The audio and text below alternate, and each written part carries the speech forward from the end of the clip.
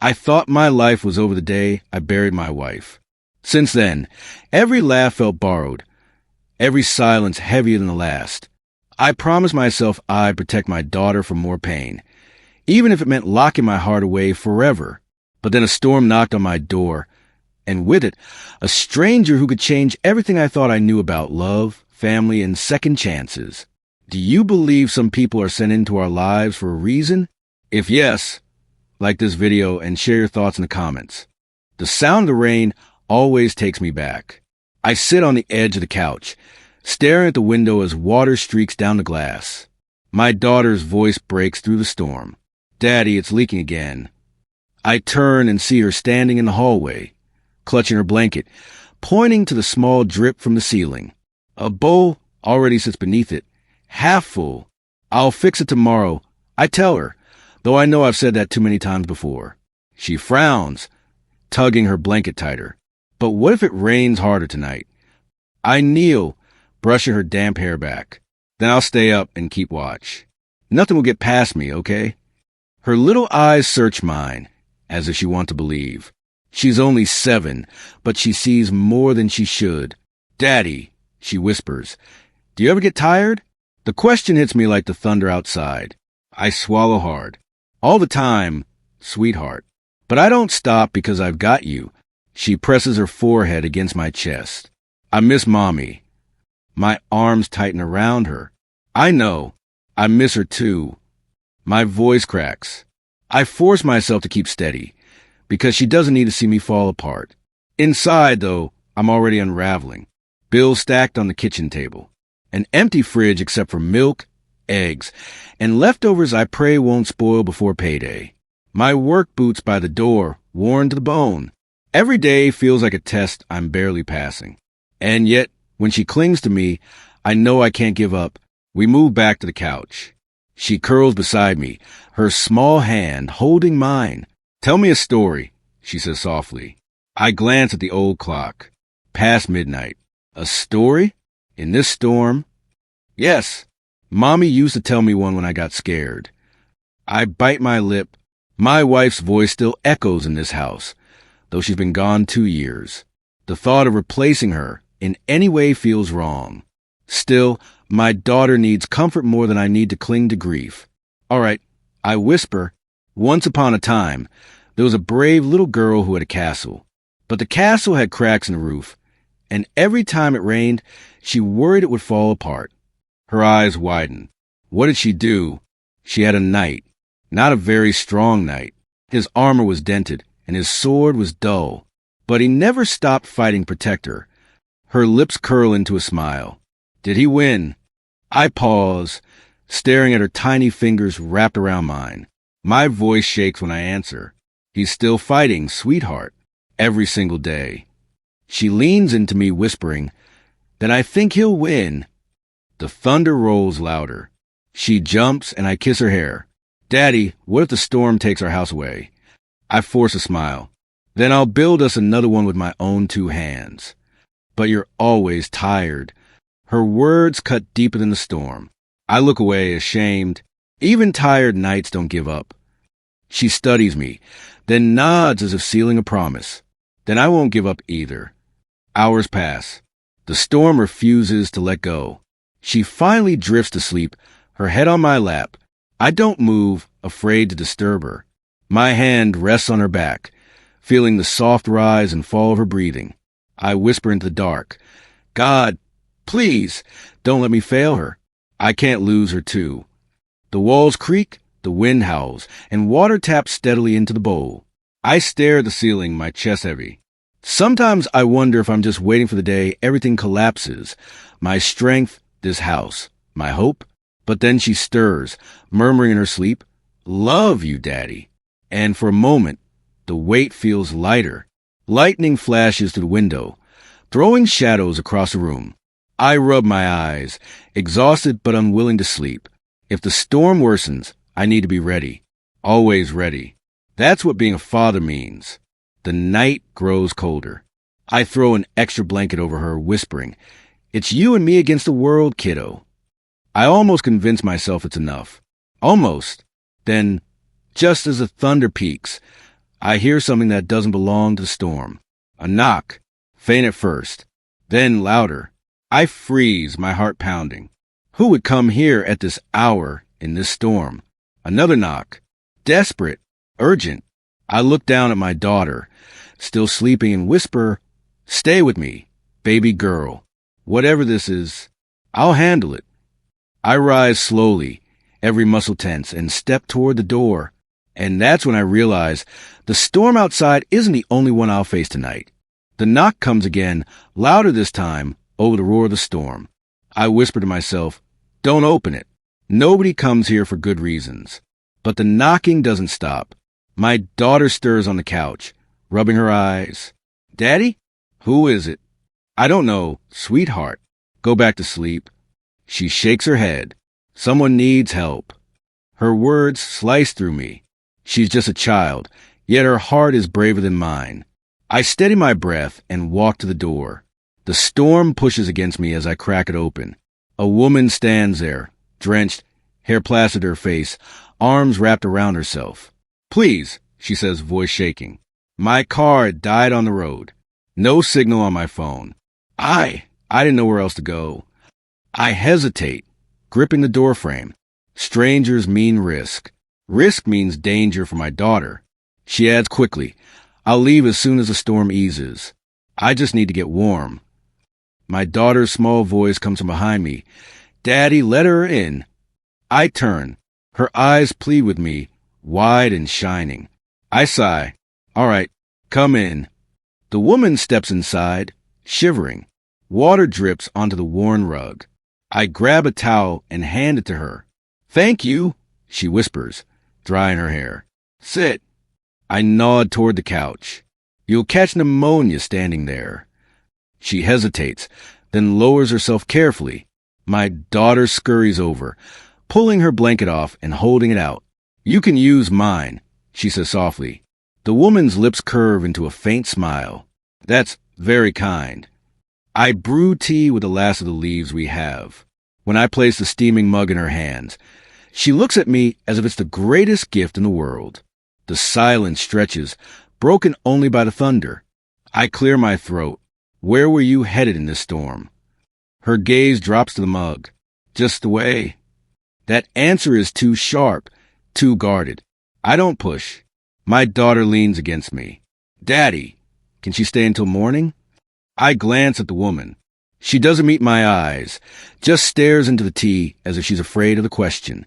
"I don't want to intrude," she murmurs, "but I have nowhere else tonight." I nod slowly. "One night, that's all." My daughter smiles, relieved. She sits beside the woman, studying her like she's some rare guest from another world.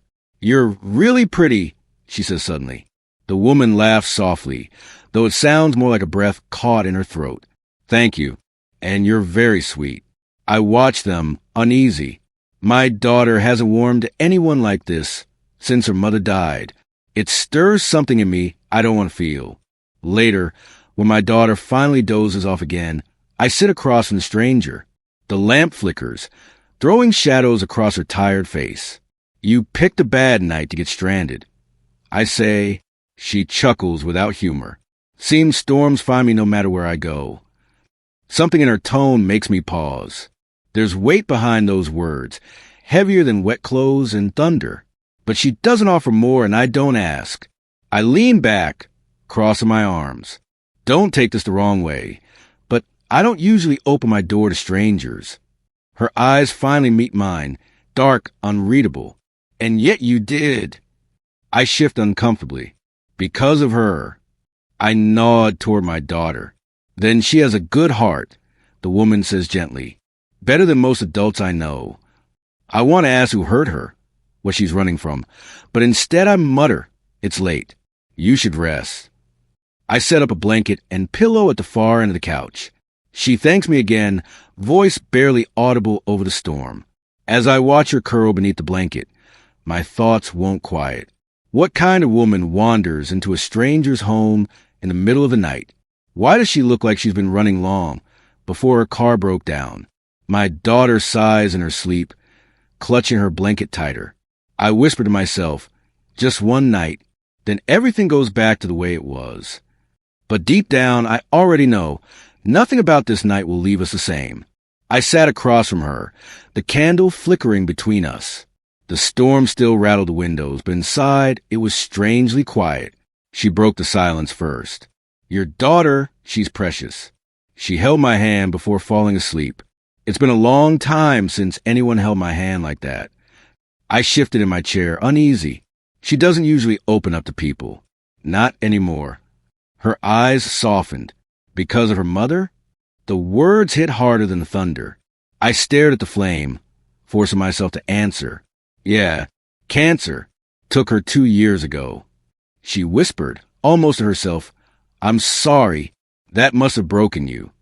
I clenched my fists under the table. It did, but I don't get to stay broken. I've got a little girl who still needs me. She nodded slowly, but her gaze drifted away, like she was lost in her own ghosts. After a long pause, she asked, And what about you? Do you dream of something more than surviving? I almost laughed. Dreams don't pay bills. I used to want things. A bigger house. A business. Maybe writing a book one day. Now my dream is just making sure she eats and sleeps safe. Her lips pressed tight. That's not nothing. That's everything. I studied her carefully. What about you? Where are you running from? Her smile came quick. Too quick. I'm not running. Just passing through. It was a lie. Clear as day. But I didn't push. Something in her eyes told me that whatever she carried wasn't meant for me. The candle popped, breaking the silence again. My daughter stirred on the couch, half awake, mumbling. Daddy, where's Mommy? I went to her, kneeling beside her small body. She's in heaven, sweetheart, watching over you. Her tiny fingers reached for the woman instead of me. Can you sit with me? The woman hesitated only a moment before sliding down onto the couch, brushing damp strands from my daughter's forehead. Of course, little one. My daughter smiled in her sleep, curling into her side. I stood frozen. Watching them together was like being stabbed and healed in the same breath. My chest ached, guilt rising in waves. She isn't her mother. Don't let her be. The woman looked at me, whispering so softly I almost missed it. She starved for something she lost. So are you. I turned away, gripping the back of the chair. Don't mistake kindness for permission. I can't let her think. I trailed off, unable to finish. Her voice steadied. I understand, but maybe she doesn't need promises. Maybe she just needs warmth tonight. Her word disarmed me. I sank back into my seat, covering my face with my hands. What am I doing? Letting a stranger into my home, my life? One storm, and I'm already losing control. We sat in silence again, except for my daughter's breathing. Finally, the woman broke it with a sigh. I should leave tomorrow. I don't want to be a burden. You won't make it far in this weather, I said without thinking. Her brows lifted slightly. So you'd rather I stay? I hesitated, then muttered, I'd rather you didn't freeze in a ditch, that's all. For the first time, she smiled, small, tired, but real. Then maybe just a few days. I can pay rent. I won't eat your food without helping. Her offer caught me off guard. Rent? She didn't look like someone who should be stranded at all. But the way she said it, like she needed to prove she had value, told me enough. Fine, I said at last. A few days. No more. She nodded, settling back on the couch beside my daughter. Thank you. The storm outside began to fade, though my mind didn't. I lay awake long after, listening to the rhythm of their breathing. Part of me wanted to slam the door in the morning to keep my walls intact. But another part, the part that saw my daughter smile in her sleep, was already betraying me. I whispered into the dark, Don't let me regret this. Yet even as I said it, I knew regret was already on its way. I should have told her a few days meant 3, maybe 4, but 3 turned into 7, then 10. And before I knew it, weeks had passed. The house felt different, alive. I came home from work one evening to the smell of food, real food, not just in soup or toast. My daughter sat at the table, pencil in hand. while the woman leaned over her shoulder, pointing at math problems. "Daddy." My little girl beamed. "She's helping me with fractions." I set my boots by the door, uneasy. "You don't have to." "I wanted to," the woman interrupted gently, not looking up. "She's quick at learning. Just needs someone patient." My daughter laughed. "Not like Daddy. He gets grumpy when I ask too many questions." I raised a brow. "Grumpy? Me?" They both laughed, and for a moment I let myself enjoy the sound. But then guilt stabbed through me. This isn't right. She's not supposed to fit in. Later, after dinner, I found myself watching her quietly as she washed the dishes. My daughter was already asleep. "You don't have to do this," I said, leaning against the counter. She smiled without turning around. "I like it. Feels normal." Normal. That word hung heavy in the air. Normal wasn't something I'd had in years. Still, the truth nagged at me. I didn't know her. Not really. The first crack showed itself late one night. I got up to grab water and heard her voice in the living room. Low, sharp, commanding. "No, you listen to me," she hissed into her phone. "If the numbers don't line up, heads will roll. I don't care how. Just fix it." I froze in the hallway, heart pounding. That voice wasn't the gentle woman who read bedtime stories to my daughter. It was iron, authority, a pause. Then softer, "No, don't call again. I'll handle it myself." She ended the call. I stepped back before she could see me, my breath caught in my throat. "Who are you?" The next morning, she was back to stirring oatmeal, humming softly like nothing had happened. "Sleep well?" she asked, smiling at me. I forced a nod. "Yeah." She slid a bowl toward me. "Eat before work. You skip too much." I sat down, studying her, the way she smiled, the way she avoided questions. The more she gave, the more I realized how little I actually knew. My daughter ran in, hair messy, hugging the woman's leg. "Don't leave today, okay?" The woman crouched, brushing hair from her eyes. "I'm not going anywhere." Something in her tone sounded too much like a promise she couldn't keep. At work, I couldn't focus. All day, I replayed that phone call. The sharp edge in her voice. The authority. By the time I got home, I almost asked, "Who are you really? What are you hiding?" But when I walked through the door, my daughter was in her lap, giggling as they read a story together. And just like that, my courage died. Because if she left, if asking drove her away, I wasn't sure how I'd explain it to my little girl. That night, I sat on the porch, the air thick with summer rain. She joined me quietly, sitting on the step beside me. "Long day?" she asked. "Always." I rubbed my face. Bills don't pay themselves. She tilted her head. "You're doing more than most would in your shoes." I wanted to ask again. Who was she to know what most people did? Why did she talk like someone who'd never struggled for food or rent in her life? But instead, I muttered, "Sometimes I wonder if I'm enough for her." She turned toward me, eyes glimmering in the dark. "You are. She doesn't see your cracks. She sees your fight." Her words cut deeper than any truth. I looked away, ashamed of the warmth stirring in my chest. When I went to bed that night, I stared at the ceiling, restless. She was still a stranger, yet she was building roots in my home. Roots I both needed and feared. What happens when the truth comes out? What happens when she leaves? I heard my daughter's sleepy murmur from the next room, "Don't go." And I realized she wasn't talking to me. My daughter's sleepy whisper, "Don't go," still echoed in my chest when the headlights swept across our front window. I thought it was a neighbor at first, but the car that rolled to a stop outside wasn't from around here. Sleek, black, chrome shining even in the dark. A car worth more than my entire street. My gut twisted. No one drives that kind of car out here unless they're looking for someone. I stepped onto the porch just as the door slammed. A man in a tailored suit strode up the path, his shoes crunching gravel like he owned it. "Where is she?" he demanded, sharp eyes scanning past me toward the doorway. My fist clenched. "Who the hell are you?" He ignored me, raising his voice. "You can't hide here forever." Behind me, the screen creaked open. She stepped out. the porch light falling across her face. I saw the shift in her eyes, a flicker of fear, quickly buried beneath steel. "Go inside," she told me firmly. I shook my head. "Not until I know what's going on." The man sneered. "He doesn't know, does he? Living in this shack." He gestured at my peeling siding like it was trash. "Do you have any idea who you've let into your house?" My chest tightened. I looked at her. What is he talking about? She opened her mouth, then closed it. Her silence cut deeper than any truth could. Finally, the man laughed bitterly. "She's your boss's boss's boss. If you even have a job. She's heir to Harrington Global. $1 billion empire. And she's wasting her time here with..."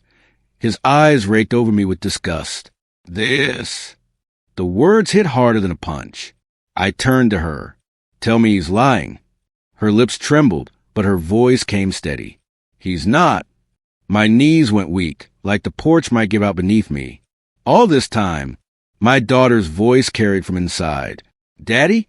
What's happening?" I swallowed hard. "Nothing, sweetheart. Go back to bed." But nothing felt like the biggest lie I'd ever told. The man in the suit stepped closer. "You've had your fun. Now it's time to come home. The board is restless, the press is sniffing, and every day you hide out here, we bleed money." She crossed her arms, chin high. "I'll leave when I'm ready." His nostrils flared. "You don't have that luxury." I cut in, my voice rough. "Enough. She's not your prisoner." He smirked at me like I was a child speaking out of turn. "And you think you can give her what she needs? Look around you. You don't even belong in the same room as her." I wanted to swing. God, I wanted to put my fist through his smug face. But when I looked at her, all I saw was truth I wasn't ready for. A truth that made me feel small. Inside, my daughter called again, softer this time. "Daddy." I forced my voice steady. "Go to sleep, baby. It's okay." But nothing about this was okay. I turned back to her. "Why didn't you tell me?" Her eyes glistened. "Because I wanted to be just me. Not the title. Not the money. Just a woman in a house that felt like home." Home. The word broke me. I stepped back, shaking my head. "You don't belong here. Not with me. Not with this life." Her voice cracked. "Don't say that." But I had to. I couldn't let her see how badly I wanted her to stay. "You're a CO," I said bitterly. "You run empires. I can't even fix the damn leak in the roof without duct tape. You deserve more." She reached for me, but I pulled away. "Don't." I whispered. "If you stay, I'll start believing you could really choose this. Choose us, and that'll destroy me when you leave." The man in the suit straightened, satisfied. Finally, some sense. Her eyes burned into me. "Is that what you really want? For me to walk away?" No. Every bone in my body screamed no. But my mouth betrayed me. "Yes." Her breath hitched, but she nodded. "Then I'll go." I watched as she disappeared inside, gathering the few things she brought. My daughter stirred, rubbing her eyes as she stumbled into the hallway. "Where's she going?" I crouched down, forcing a smile that tore at my cheeks. "She has to go home. Pumpkin." Tears welled up instantly. But she promised." My throat closed. "I know. But sometimes grown-ups can't keep promises." She clung to me, sobbing into my shirt. I held her tight, eyes fixed on the shadow of the car outside. Minutes later, the door clicked shut. I didn't follow. Couldn't. I just sat there on the floor with my little girl in my arms, listening as the engine roared to life and carried her away. The silence she left behind was heavier than any storm. I pressed my cheek against my daughter's hair, whispering, "It's just us again." But inside, all I could hear was the echo of her voice, "Home." And I knew I'd just thrown mine away. The sound of her car fading into the night still rang in my ears long after the gravel settled. The house felt like it shrank the second she left. Walls closer, air colder, silence heavier. My daughter's small body trembled in my arms. "Daddy, why'd you make her go?" Her words sliced me open. I pressed my lips against her hair, breathing in the faint smell of her shampoo, stalling for an answer I didn't have. "I didn't make her go, baby. I whispered, though the lie burned. She just had to. She pulled back, tear-streaked face scrunched with anger. No, you told her to. I heard you. Her little fist thudded against my chest. I let her hit me. Every strike felt deserved. Finally, she collapsed against me, sobbing. I liked her. She laughed at my jokes. She helped me with my math. She felt like her voice broke. Like Mommy. I shut my eyes, the words stabbing deep. I know, sweetheart. I know. But knowing didn't fix the hole. That night, after she cried herself to sleep, I sat at the kitchen table staring at the empty mug she used. Her blanket, still draped over the back of the chair. The faintest trace of her perfume lingered in the hall. Ghosts of her everywhere, but not her. I buried myself in work the next day, hammer in hand, fixing the creak in the stairs, tightening loose screws, even scrubbing dishes that weren't dirty. If I stayed busy, maybe I wouldn't hear the silence screaming at me. But my daughter's quiet was louder than anything. She dragged her feet on the floor, carried her stuffed bear everywhere, refused to eat more than a few bites. One evening, I found her curled up on the couch, staring at the front door. She's not coming back, is she? She asked softly. I swallowed the lump in my throat. I don't know. Her little eyes lifted, full of hurt. You made her not want us. I turned away, ashamed. I thought I was protecting us. From what? My lips parted, but no answer came. From love? From disappointment? From hope I was too afraid to believe in? Her silence said everything I couldn't. Later that night, after tucking her in, I lay in my own bed staring at the ceiling. Rain tapped the window, and for a moment I swore I could hear her laughter echoing in the hall. I pressed my palms over my face, whispering into the darkness. What have I done? The truth was sharp and cruel. I hadn't pushed her away to protect my daughter. I'd done it to protect myself. I was terrified. Terrified of wanting someone again. Terrified of believing I could deserve it. Terrified of the day she might leave for real. So I'd chosen the pain I knew instead of the chance at something better. But lying there in the stillness, I realized the weight of that choice. The house wasn't just lonely, it was hollow. My daughter missed her. I missed her, and I'd been the one to drive her out. I turned my head toward the ceiling. Words slipping out like a confession, I couldn't keep it anymore. I let her go, and maybe that was my biggest mistake. The silence that answered was merciless. And in the hollow ache of that night, I knew fate wasn't done with me yet. The words I whispered to the ceiling still haunted me to the next morning. I let her go. Maybe that was my biggest mistake. They echoed louder than the creaks of the house, louder than the rain dripping from the gutters, louder than my own heartbeat. But nothing prepared me for the knock that came 3 nights later. It wasn't gentle. It was sharp, desperate, almost trembling. My chest tightened. For a second, I thought I was imagining it. But then my daughter's small feet patted across the floor. Daddy, she whispered, tugging my sleeve. It's her. I know it's her. I froze. My hand hovered over the doorknob. Part of me prayed she was wrong. Because if it really was her, I wasn't sure my walls could survive it. But when I pulled the door open, there she was. Her umbrella hung useless at her side, hair damp, eyes red. No suit, no power in her stance, no massive control, just a woman standing in the rain like she had nowhere else in the world to go. My breath caught. You... She looked up, voice shaking. I didn't know where else to go. Before I could answer, my daughter squealed, throwing herself into her arms. You came back. I told Daddy you would. She crumpled to her knees, hugging her tight, tears spilling freely. I missed you so much, sweetheart. I couldn't move. I couldn't speak. I just stood there as the storm outside raged, realizing the storm inside me was worse. We ended up in the living room, the 3 of us sitting close, like no time had passed. My daughter clung to her hand, refusing to let go, as though she was afraid she might vanish again. I finally found my voice.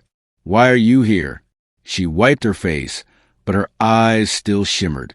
Because I couldn't breathe out there. The company's under attack. Rivals, lawsuits, betrayals. It's chaos. But none of it hurt like leaving this house. I swallowed. You have an empire. Why come back to this? Her gaze met mine, raw and unflinching, because this is the only place I ever felt happy. My chest squeezed, so tight I thought my ribs might snap. My daughter tugged her sleeve. Stay forever. Please. Daddy will say yes this time. The room went quiet. Their eyes both landed on me, waiting. I rubbed my palms against my knees, fighting the war inside. It's not that simple. Her voice broke. Why isn't it? Because, I said sharply, then softened when my daughter flinched. Because I can't promise I won't screw this up again. I can't promise I won't lose you. And I don't know if my heart or hers.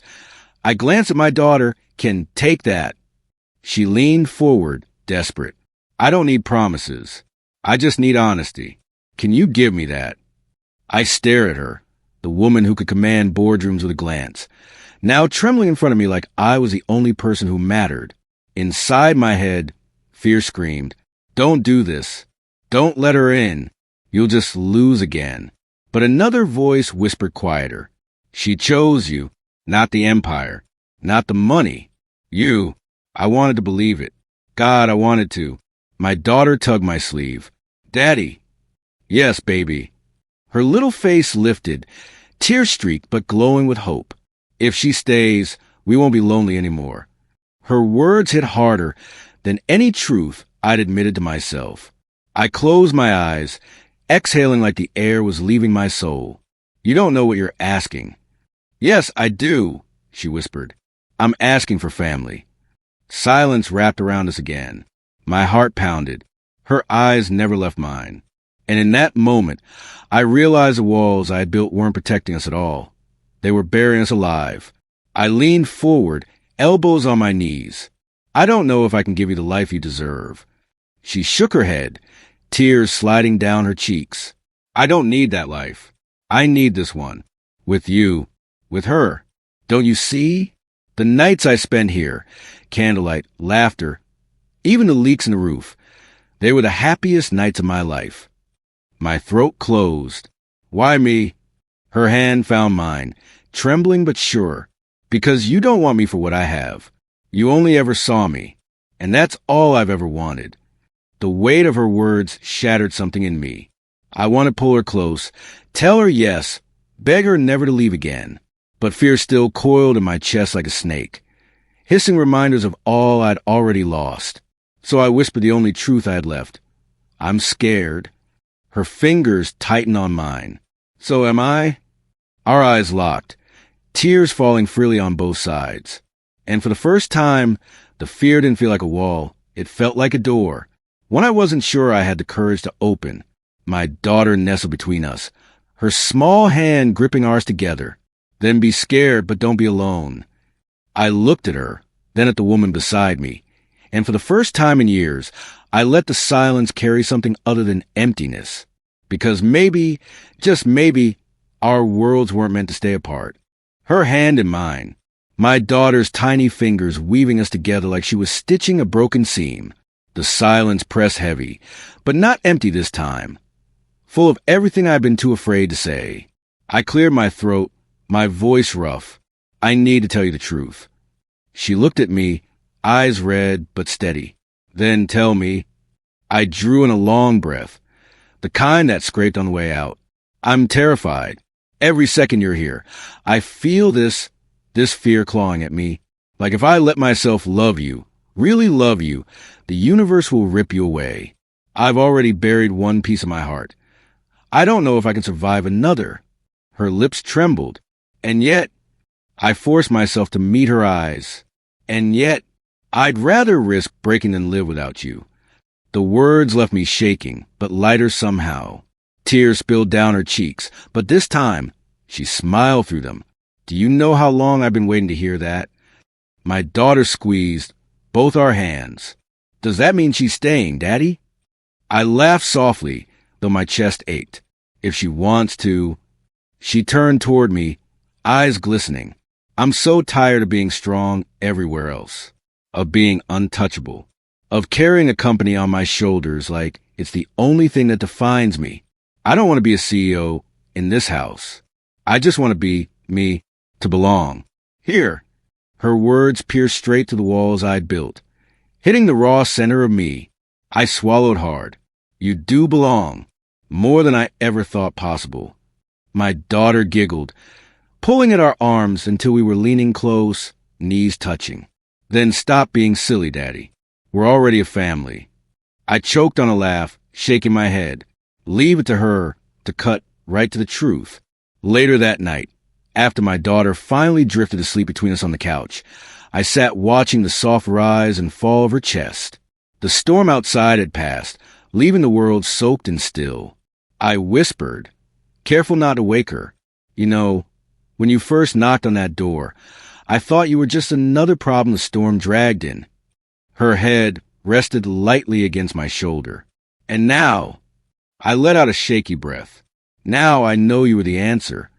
She turned to look at me, her eyes reflecting the dim glow of the lamp. I was so afraid you'd never let me back in.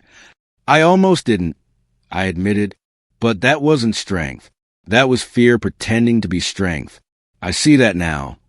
Her fingers traced over mine, gentle, reassuring. You're stronger than you think. I shook my head with a smile. No, I'm just finally brave enough to admit how weak I really am. And for the first time, that didn't feel like failure. It felt like freedom. We carried my daughter upstairs together, tucking her in under her favorite blanket. She stirred, eyes half shut. Don't leave again, she mumbled. The woman beside me brushed her hair back tenderly. I won't, sweetheart. Not if I can help it. I bent low, kissing my daughter's forehead. Sleep now. Everything's okay. Her little hand reached out in the dark until it found mine and hers, joining us again, even in dreams. When we stepped back into the hall, the house felt different. Same peeling wallpaper, same creaky floorboards, same roof still waiting for a patch. But it didn't feel broken anymore. It felt alive. I leaned against the doorframe, staring down the hallway where shadows once stretched like reminders of all I'd lost. Now they seemed softer, warmer. I whispered, more to myself than her. I thought being a father meant protecting at all costs, guarding against pain, keeping the world out. But I was wrong. She tilted her head, watching me closely. What does it mean, then? I looked at her, at the woman who had carried storms of her own into my home, only to leave behind light. It means letting love in, even when it scares the hell out of me. Her smile grew, slow and full, like the sunrise after a long night. And when she leaned into me, her hand finding mine again, I knew something deep in my chest had shifted. The weight I carried wasn't gone, but it didn't feel impossible anymore. Because now, I wasn't carrying alone. The storm that started all of this was just noise and rain. But this was survival. This was healing. This was the beginning of a home. And as I held her hand in quiet of our little house, I realized sometimes the bravest thing a man can do is choose love over fear.